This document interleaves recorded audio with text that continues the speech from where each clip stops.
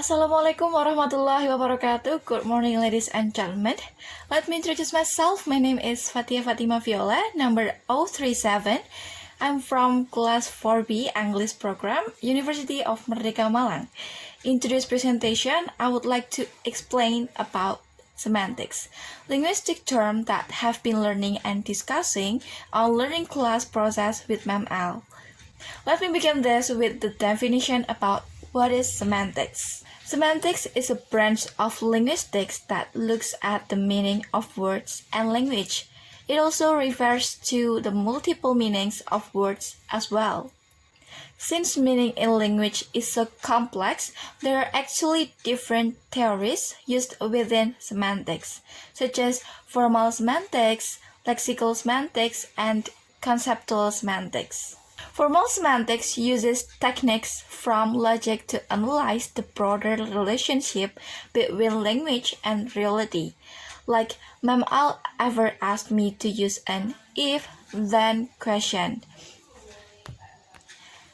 It breaks apart lines of information to detect the underlying meaning or consequence of events. 2. Lexical semantics. Lexical semantics deconstruct words and phrases within a line of text to understand the meaning in terms of context. This can include a study of nouns, verbs, adjectives, prefixes, root words, suffixes, or longer phrases or idioms. And the last is conceptual semantics. It deals with the form of a word before our thoughts and feelings added context to it. For example, at its most basic we know a cougar is a large wild cat, but the word cougar has also come to indicate an older woman who's dating a younger man. This is where context is important. There are also two terms that are related to semantics are connotation and denotation. The connotation of a word includes all of the emotions and feelings that go along with the use of the word, while denotations includes the literal definition of the word. Now, let's move on to the next topic. I take the song of Beauty and the Beast by Celine Dion for the real example of semantics. The first lyric that I would like to explain is Barely Even Friends.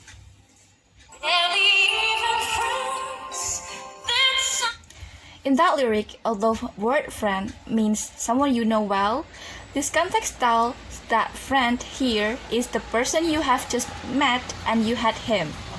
This word also contains figurative language, which is a paradox which shows the opposition between the word told and the fact. Then I have another example from the lyric. Then somebody bends unexpectedly.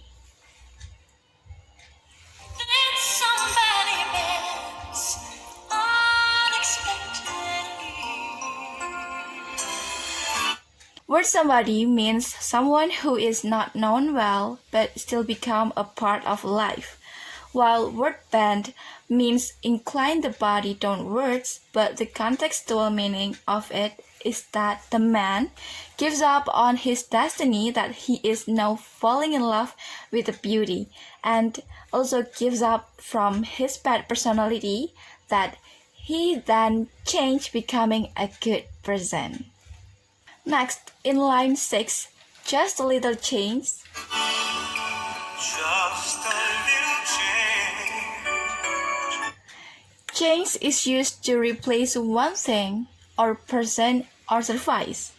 It is different to understand the contextual meaning of this word because it is used to say that a man is changing his behavior and change everything bad in his life with the better things to have a better life.